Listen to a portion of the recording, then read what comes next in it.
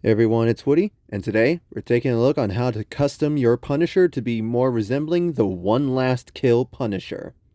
So this kit bash is pretty simple. You're really only going to need the Born Again Punisher and then the most recent One Last Kill-esque Punisher. Other materials for this custom include matte black paint and some matte blue. For this one, I used the Apple Barrel Cobalt Blue matte paint. Now this next piece, you may find it completely optional. For me, it was a necessary addition to this figure, but you'll need a small amount of black fabric.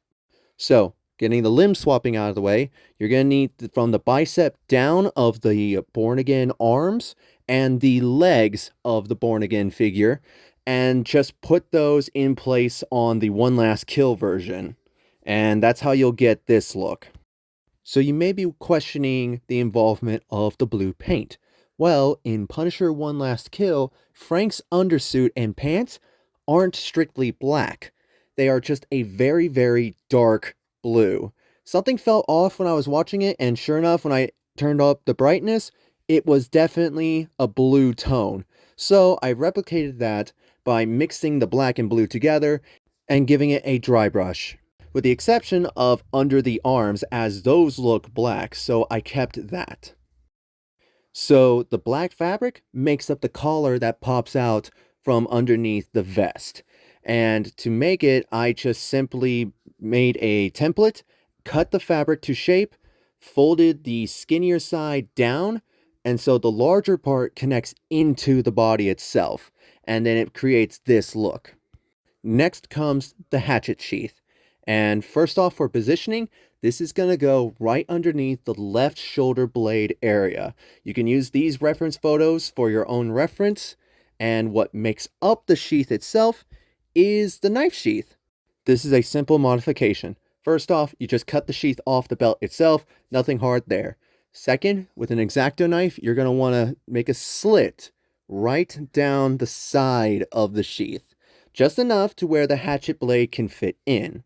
And that's pretty much all there is to it. Yes, the hatchet will stick out a little bit, but as you can see, it has really good grip strength. That hatchet is going to stay in place, or at least it did for my copy. Hopefully it does for your guys's. Yes, the hatchet handle sticks out a bit, but that's how it would be in real life.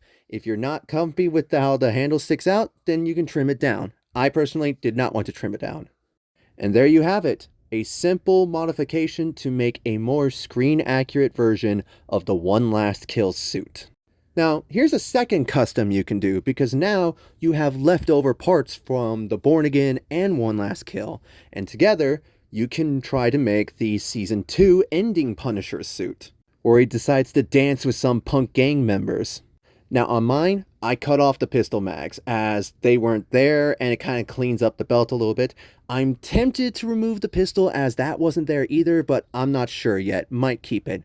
Other than that, if you've got a black 1/12 scale trench coat, that's pretty much all you need, and there you go, Punisher Season 2. So for comparison, here are my, I guess now, 2 custom Punishers next to my Born Again Punisher. So there you have it. A simple modification to make a more screen-accurate One Last Kill Punisher. I'm really happy with how this turned out, and honestly, even if they put out an official one, I might pass on it, in all seriousness, because I really do like how this one turned out. Now, I do have plans to make a brand new day Punisher, just figuring out how to really make that one without it just being a copy of this one. Like I said, it's still in the planning phase, but hopefully I can make it work. I hope you guys enjoyed the video. Let me know what you think of this modification down in the comments below. See you next time.